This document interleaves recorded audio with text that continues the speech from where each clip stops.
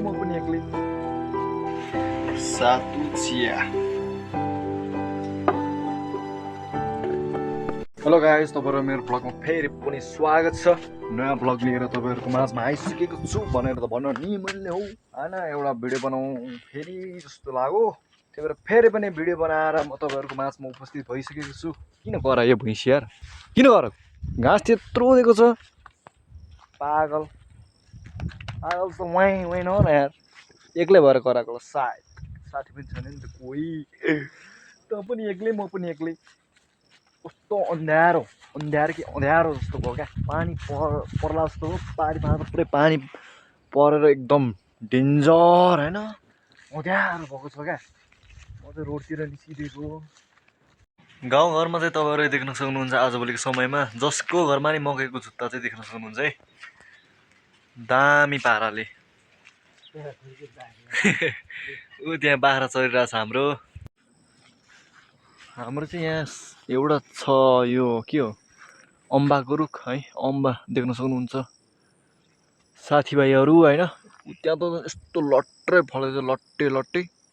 यहाँ यस्तो यस्तो दामी पाराले फलिरहेको छ होइन। यहाँ देख्न सक्नुहुन्छ यसरी। जुनार त के हो, जुनार त मरेछ यार, सुकेछ त लौमा। जुनार चाहिँ सुकिसकेछ, तर अम्बा चाहिँ यसपालि डह्रो फलेको छ, पुरै रुखै बाङ्गिने गरी होइन।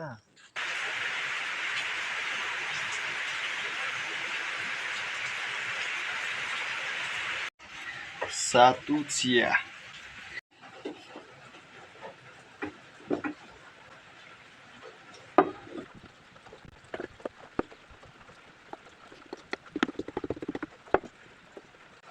सातुले चिया जति सबै खाइदिँदो रहेछ।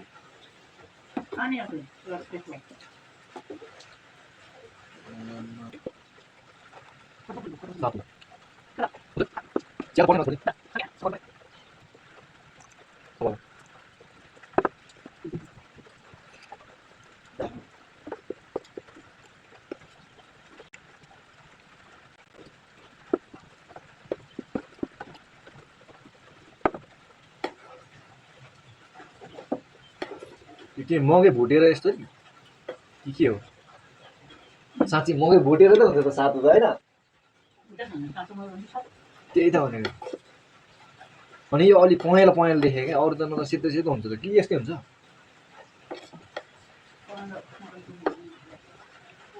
पहेँलो मकै हो।